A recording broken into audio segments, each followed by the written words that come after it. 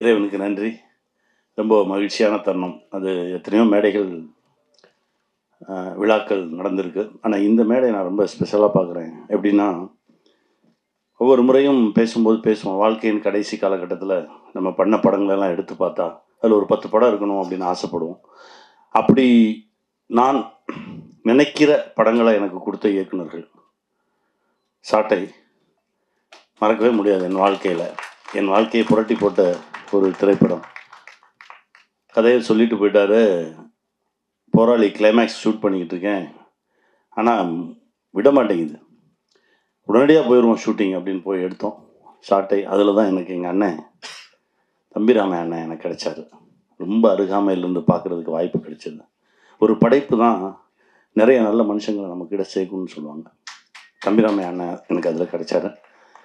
அதற்கு பிறகு இங்கேருந்து ஆரம்பிப்போம். தலைக்கூத்தல் என் வாழ்க்கையில் மறக்க முடியாத ஒரு படைப்பு. தலைக்கூத்தலை எடுத்து பார்த்தா எத்தனை தலைமுறை ஆனாலும் அந்த படத்தை பார்த்துக்கிட்டே இருக்கலாம். ஜேபி ரொம்ப சந்தோஷம், நன்றி. கார்மேனி செல்வம்னு ஒரு படம் இப்போ பண்ணிகிட்ருக்கோம். அதோட இயக்குனர் கார்த்திக் வந்திருக்காரு. அதுவும் ஒரு மறக்க முடியாத ஒரு படைப்பாக இருக்கும். பாருங்க கார்த்திக், எங்கள் அண்ணனை பற்றி நான் சொல்லிக்கிட்டே இருக்கணும். ஏன்னா அது வரைக்கும் அத்தனை படைப்புகள் வந்திருக்கு, இன்னும் வரும். எழுதும் போதெல்லாம் எங்கள் அண்ணன் இருப்பார். அந்த சக்தி எனக்கு இறைவன் கொடுத்துக்கிட்டே இருக்கணும். எங்கள் அண்ணனோட பயணிச்சுக்கிட்டே இருக்கணும்னு நான் கேட்டுக்கிறேன். நன்றிண்ணே. மணிமாறன் சார், சங்கத்தலைவன் அப்படின்னு ஒரு படம் பண்ணோம். அதாவது இப்போ கூட 18வது மாநில மாநாடு எனக்கு ஒரு அழைப்பு விட்டுருந்தாங்க. அங்கே போகும்போது பார்த்தா நம்ம சங்கத்தலைவன் போஸ்டர் தான் இருந்தது. எங்கே போனாலும் அந்த பொது உடைமை பேசும்போது நம்ம நிற்கிறோம் சார். அந்த படைப்பை மறக்கவே முடியாது சார். அப்படி ஒரு படைப்பு கொடுத்தீங்க. எங்கள் அண்ணன் சுப்பிரமணிய சிவா வெள்ளையானைன்னு ஒரு படைப்பு பண்ணார். அதாவது ஒரு விவசாயி சார்ந்த ஒரு திரைப்படத்தை, அப்படி ஒரு திரைப்படத்தை பார்க்கவே முடியாது. அந்த மாதிரி ஒரு அற்புதமான ஒரு படைப்பு. சிவாண்ண ரொம்ப நன்றி. இப்போ எனக்கு கிடைத்தது மாணிக்கம்னு ஒரு திரைப்படம். என் நண்பன் நந்தா பெரியசாமி அற்புதமான ஒரு படைப்பு கொடுத்தாரு. காலத்துக்கும் நின்று நம்மளோடு பேசக்கூடிய ஒரு திரைப்படம். தம்பி ஃப்ராங்க்லின் ரைட்டர் அப்படின்னு ஒரு திரைப்படம். இதுக்கு மேலே போலீஸ் வேடம் பண்ணணுமா அப்படின்னு நிறைய கேள்விகளை எனக்குள்ளே கொண்டு வந்து கொடுத்த ஒரு திரைப்படம். தம்பி ரொம்ப நன்றி, உங்களுடைய அன்புக்கு நன்றி. இவங்கெல்லாம் இங்கே இருக்கும்போது நான் இங்கே நிற்கிறது ரொம்ப சந்தோஷமாக இருக்கு. இவங்க எல்லாரும் ஆக்ஷன் சொல்லி நடிச்சிருக்கேன். ரொம்ப சந்தோஷமாக இருக்கு. என் சகோதரி உங்களை பற்றி புகழ்ந்து பேசணுன்றாங்க. காலையிலே வந்தீங்கன்னு இப்போ தான் சொன்னாங்க. நான் சொன்னேன், எனக்கு ஒரு கார்டு கொடுத்துருங்கக்கா, ஸ்பெஷலாக பத்திரிக்கையாளர் கார்டு. எல்லா படத்தையும் பார்க்கலாம்ல, ரொம்ப சந்தோஷமாக இருக்கும். தம்பி பிருத்திவி, அதாவது அவன் தம்பி தான், தம்பியாகவே ஆயிட்டான். அவனுடைய நம்பிக்கைக்கும் அவனுடைய உழைப்புக்கும் கண்டிப்பாக இந்த சினிமா அவனை கைவிடாது. நல்லா இருப்பேன். வாழ்த்துக்கள், வாழ்த்துக்கள். தன்ராஜ் போகிற போக்கில் 1.5 நிமிஷத்தில் கதை சொன்னான். அந்த கதையை கேரவன்லேருந்து இறங்கி நான் ஷாட்டுக்கு போகிற கேப்பில், அண்ணா ஒரு கதை நான் கேளுனான்னு சொல்லி, ஏன்னா எப்போவுமே நான் தீபக் மாதிரி தான். என்னென்னா 2014 நிமிர்ந்து நெல் ஷூட்டிங்கில் அவனை மீட் பண்ணுறேன். நிமிர்ந்து நெல் ஷூட்டிங்கில் ஜெண்டாபாய் கபிராஜன் தெலுங்கு வெர்ஷனில் நடிக்கிறான். எப்போவுமே அவன் தனியாக போய் உட்காந்துக்கிறது, சேர் போட்டு உட்காந்து அப்படிலாம் இல்லை. ஷார்ட் முடிஞ்சோன்னே வந்து கேமரா பின்னாடி நிற்பான், மானிட்டர் பார்ப்பான், ஏதோ ஒன்று போய் எடுத்து வைப்பான், போவான் வருவான், இப்படியே இருப்பான். அவன் மேலே ஒரு தனி கவனம் வந்தது, ஒரு ஈர்ப்பு வந்தது. அவனோட பேச ஆரம்பித்தேன், பழக ஆரம்பித்தேன். அதுக்கப்புறம் பார்த்தா அந்த பழக்கம் அப்பப்போ தொடர்ந்துக்கிட்டே இருக்கும். ஏன்னா யாரையா கூப்பிட்டு வருவான், இவனும் அப்படி தான் செய்வான். யாரையா கூப்பிட்டு வந்து அவனுக்குன்னு கேட்க மாட்டான், அந்த அவனை கூப்பிட்டு வந்து காட்டுவான். ஆனால் இவன் நல்லா நடிப்பானே, ஆனால் அவன் படத்தில் என்ன காஸ்டிங் சொல்லி எனக்கு அந்த லிஸ்ட்டு மட்டும் கூட. நிறையா குட்டி குட்டி நடிகர்கள் இருக்காங்கண்ணே, ரொம்ப கஷ்டப்பட்டுக்கிட்டு இருக்காங்க. நான் அந்த லிஸ்ட்டெல்லாம் தரேன், நீ யூஸ் பண்ணுண்ணா அப்படின்னு சொல்லி கொண்டு வந்து ஒரு வாட்டி கொடுத்தான். அப்புறம் திடீர்னு வந்தான், அண்ணா ஒரு கதை கேட்டேன், நல்ல கதை, நீ நடித்தா நல்லாயிருக்கும் அப்படின்னு அந்த டைரக்டரை கூப்பிட்டு வந்தான். விமானம்னு ஒரு படம். அந்த படமெல்லாம் அந்த மாதிரி படம்லாம் கிடைக்கவே கிடைக்காது. அந்த விமானம் கூப்பிட்டு வந்து கேட்க வச்சது அவன் தான். அந்த கதையை கேட்டோம், பிடிச்சிருந்தது, வாடா பண்ணுவோம் அப்படின்னு. அந்த விமானம் ஷூட்டிங்கில் தான் இந்த கதையை, அந்த விமானம் டைரக்டரோட கதை தான் இது, சிவாவோட கதை தான் இது.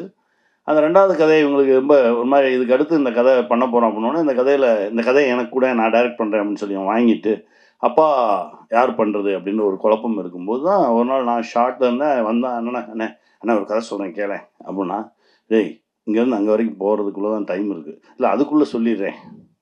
நான் இறங்கி அங்கேருந்து அப்படி நடந்து வர்ற அந்த ஒரு 1 நிமிஷம் 1.5 நிமிஷம் கேப்பில், அது ஒரு பெரிய ஷாட்டுன்றதுனால கொஞ்சம் தூரமாக நிறுத்தியிருந்தாங்க, நடந்து வர அந்த கேப்பில் தான் சொன்னான். சொல்லி முடிச்சோடனே, என்ன யார் அப்பா பண்ணுறான், இல்லைண்ணா அதுதான் தேடிக்கிட்டு இருக்கோம், அதனால தான் உங்ககிட்ட சொன்னேன். சரி பண்ணிடுவோம் போடா பண்ணேன். அண்ணே ஆமாம் பண்ணுறோம்டா போடா பண்ணிடுவோம், அவ்வளோதானே, நல்லா இருக்குது. நீ சொல்ல வர விஷயம் ரொம்ப நல்லா இருக்குது, இந்த சமூகத்துக்கு ரொம்ப தேவையான விஷயம். இங்கே தமிழ்நாட்டில் கூட நீ சொல்ல வந்த விஷயத்தில் ஒரு 10-15 கேசஸ் இருக்குது. அந்த கேசஸ் எல்லாமே குடும்பங்களை புரட்டி போட்ட கேசஸ். அதை நீ கையில் எடுத்திருக்க அப்படின்னோடனே எனக்கு புரியல. என்னென்ன சொல்கிறேன்? ஆமாம், இது இங்கே நடந்திருக்கு, இங்கே நடந்திருக்கு, இங்கே நடந்திருக்கு, இப்பவும் நடந்துகிட்ருக்கு. இதை நீ சொல்கிற வெளியிலேருந்து பார்க்கும்போது ஒரு தந்தை மகனுக்கான ஒரு பாசமாக இருக்கும். ஆனால் நீ உள்ளுக்குள்ளே வச்சுருக்க ரொம்ப ஸ்ட்ராங்கான விஷயம்டா. இதை சொல்லணும். இதை பார்த்து ஒரு மகன் திருந்தினா போதும். ஐயோ நம்ம இந்த மாதிரி ஒரு வேலையை செஞ்சுட்டு இருக்கோமா, அவனுக்கு ஒரு பையன் திருந்திட்டா போதும், இந்த படம் பெரிய வெற்றி. பல பேரை யோசிக்க வைக்கும். நிறைய சூழலில் நிறைய குடும்பங்களில் நம்ம நினச்ச மாதிரி நம்ம பிள்ளை இல்லையேன்னு சொல்லி பல அப்பாக்கள் தடுமாறிட்டு இருக்காங்க. அதுக்கு ஒரு சின்னமாக யோசிக்க வைக்கும், ஒரு சின்ன ஒரு விடை கிடைக்கும்னு நம்புகிறோம். அந்த விடை தான் அந்த படத்துக்கான வெற்றின்னு நினைக்கிறோம். தன்ராஜ் வாழ்த்துக்கள், நீ நல்லா வருவடா. ஏன்னா முதல் படம் மாதிரியே பண்ணல. அவனுடைய ஒரு 100 படத்தில் நடித்தா கூட 100 படத்துலையும் இந்த வேலையை தான் பார்த்துருக்கேன். எல்லா டைரக்டர் பின்னாடியும் போய் அங்கங்கே அந்த எல்லாம் இவன் கற்றுக்கிட்ட மொத்தத்தையுமே ரொம்ப அசால்ட்டாக ஹேண்டில் பண்ணான் டைரக்ட் பண்ணும்போது. எனக்கு ரொம்ப பிடிச்சிருந்தது. முதல் 2 நாள் தான் கொஞ்சம் தடுமாறினா. நான் சொன்னேன், எதுக்கு தடுமாறுற, எடு, நீ சொல்கிறது கேட்க தானே வந்திருக்கோம், எடு அப்படின்னு. அதுக்கப்புறம் அசால்ட்டாக அழகாக ரொம்ப குழப்பமே இல்லாமல் ஹேண்டில் பண்ணால் நல்ல டைரக்டராக வருவேன். வாழ்த்துக்கள், இன்னும் நிறைய படைப்புகள் கிடைக்கும். வாழ்த்துக்கள், வாழ்க. அப்புறம் அம்மா நீங்கள் படத்தில் பார்த்தீங்கன்னா தெரியும், ரொம்ப அதாவது நடிக்கிற மாதிரியே தெரியாது, ரொம்ப ரொம்ப இயல்பாக ஒரு ஆர்டிஸ்ட்டு. ரொம்ப நல்லா இருந்தது அவங்க பேசும்போது, நடித்தப்போ. தமிழ் அவங்களே டப்பிங் பேச சொன்னோம்.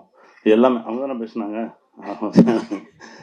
ஆமாம், தெலுங்கு நான் தான் பேசினேன். எனக்கு அது ரொம்ப இயல்பாக இருந்தது. என்னென்னா அந்த உயிர் கொடுக்குறது சம்மந்தப்பட்டவங்க பேசினா தான் அது நல்லாயிருக்கும்னு நினைக்கிறேன் நான். அதனால் தெலுங்குலேயும் கொஞ்சம் டைம் எடுத்து இது நானே பேசுகிறேன்னு சொல்லி உட்காந்து பேசணும். நல்லா வந்திருக்கு. அம்மா ஒரு நல்ல வரவாக இருக்கும் தமிழ் சினிமாவுக்கு. அம்மா ஒரு பெரிய இடம் கிடைக்கும். வாழ்த்துக்கள். மோக்ஷா ரொம்ப ரொம்ப நல்லா வருவீங்க. உங்களுடைய எனர்ஜி லெவல் ரொம்ப ரொம்ப நிறையா தமிழ் சினிமா உங்களோட கனெக்ட் ஆகும். ரொம்ப நல்லா வருவீங்க. முருகன் சார் சொன்ன மாதிரி அந்த கனெக்ஷன். வாழ்த்துக்கள். அதாவது நல்ல எண்ணம், நன்மை சொன்ன மாதிரி நல்ல எண்ணம் இருந்தால் போதும். அது இருக்குது நம்மக்கிட்ட. நல்ல மனசு இருந்தால் போதும். எங்கள் அண்ணன் சிவா சொன்ன மாதிரி, ஐயோ ஒரு இடத்துல அடிக்கிறானேன்னா நம்ம போய் திருப்பி அவனை அடித்து அவங்க காப்பாற்றணுன்ற எண்ணம் இல்லை. ஐயோ அந்த நிகழ்வு நடக்காமல் இருந்தால் போதுமே அப்படின்ற ஒரு எண்ணம் இருக்குது பாருங்களேன். அந்த எண்ணமே அவனை மாற்றும். அப்படி தான் நான் நினைக்கிறேன். ஏன்னா இப்போ நல்லதே செய்ய வேண்டாம், நல்லது நினச்சாலே போதும் அப்படின்ற ஒரு இடத்துல தான் நம்ம எல்லாருமே வாழ்ந்துட்டு இருக்கோம். ஆனால் அவ்வளோ வேகம், அவ்வளோ பிஸி. இதுக்கு நடுவில் இப்படி ஒரு நிகழ்வு நடக்கட்டும். ஏன்னா நல்ல படைப்பை ரசிகர்கள் என்றைக்குமே கைவிட்டதில்லை. இருக்கரம் நீட்டி வரவேற்றிருக்காங்க. பணம் பணம் பணம், அந்த பணம் பார்த்தால்தான் அந்த படைப்பு அப்படின்ற மனசு தான். எத்தனை பேர் மனசை இது கொள்ளையடிக்குதுன்றது தான். இதை நோக்கி தான் நகர்ந்துகிட்டு இருக்கோம். ஆனால் ஒரு நாள் வரும், அந்த நாள் அன்னைக்கு இந்த மாதிரி படைப்புகள் மட்டும்தான் இங்கே நிலச்சி நிற்கும். கமர்ஷியல் படங்கள்லாம் தூக்கி அடிக்கப்படும். அதை நோக்கி தான் இப்போ நகர்ந்துகிட்டு இருக்கேன். ரெண்டுக்கு நடுவில் தான் நம்ம நிற்கிறோம். அந்த நாளுக்காக தான் காத்துட்ருக்கோம். அது வரைக்கும் இதே மாதிரி படைப்புகள் வந்துக்கிட்டே தான் இருக்கும், உழைச்சிக்கிட்டே தான் இருப்போம். அது கமர்ஷியலாக காசு என்னைக்கு வருதுன்றதை கொஞ்சம் பார்ப்போம். அது லாக் இதில் கூட விழலாம், அந்த பிணைப்பு இதில் கூட நடக்கலாம். இந்த பிணைப்பில் இந்த படத்தில் நடக்கலன்னா அடுத்த படத்தில் நடக்கும் அப்படின்னு வெயிட் பண்ணி அதற்கான ஓட்டம் தான் இருக்குமே தவிர என்றைக்குமே தடுமாறி தயங்கியெல்லாம் நின்றவே மாட்டோம். அதை போய் வெல்வது வரைக்கும் போராடுவோம். வெற்றி நமக்கே, வெல்வோம். நன்றி, எல்லோருக்கும் நன்றி. பத்திரமா வீட்டுக்கு போங்க.